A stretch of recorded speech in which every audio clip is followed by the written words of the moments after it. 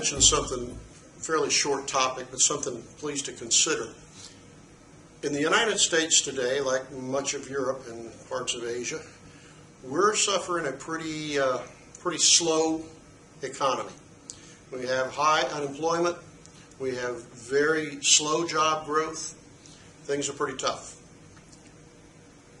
One of the things that's been going on that's contributed to the severity of this recession is that in the United States, some 11, maybe 12% of the workforce, of all the workers in the country, are employed by state and local governments. That would be cities, counties, as well as the 50 states. It might also, local governments might also include water management districts, library districts, school districts, okay?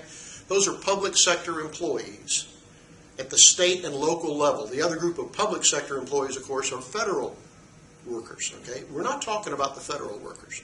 When we look at the states and the local governments here in the U.S., most of them, almost all of them, have to operate with a balanced budget. It's in their constitution. They have no latitude, no choice. You must balance the budget. Now, when we go into a recession, particularly one like we've had, it's had a huge impact on the construction industry. They've taken a real blow with the housing bubble bursting, and as all those folks lose jobs, they stop spending as much money, and so the state stops collecting as much sales tax as they were used to. Okay? At the same time, local governments particularly depend on property taxes. And what's happened to property values in the United States for the last 5 years? They've dropped, again, because the housing bubble burst and housing prices fell. And so local governments are drawing in less tax revenue from the property tax. So state and local governments are looking at a tremendous decline in revenue and a requirement for a balanced budget. And the only way they can balance their budget, well, they can't very well keep raising taxes because people aren't able to pay them. And so what they've done instead is they started cutting, dramatic cuts in employment. We've been laying off a lot of state and local employees. Teachers have taken a heck of a hit, okay? But it's getting up into other areas of government as well. What does that do when states are forced to lay off employees, and those employees account for 11 or 12% of the workforce, and they start losing jobs? What does that do to the overall recession? Well, it just drives it further down. State and local governments have their hands tied in the sense of, gee, if we could just create more jobs, put more people to work, maybe we could help the economy. You can't, because you're not allowed to go into debt. You have to balance your budget.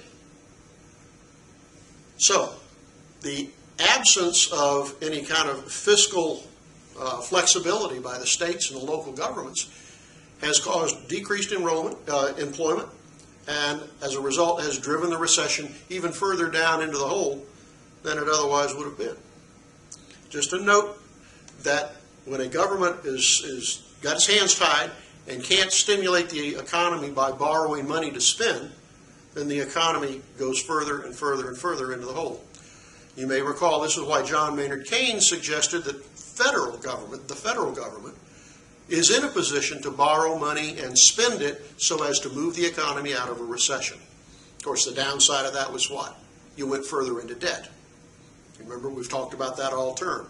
Austerity, treat the debt. Stimulus, treat the unemployment. Well, the federal government's the only agency that can do that. State and local governments don't have that latitude. As a result, the recession has been made worse. Okay?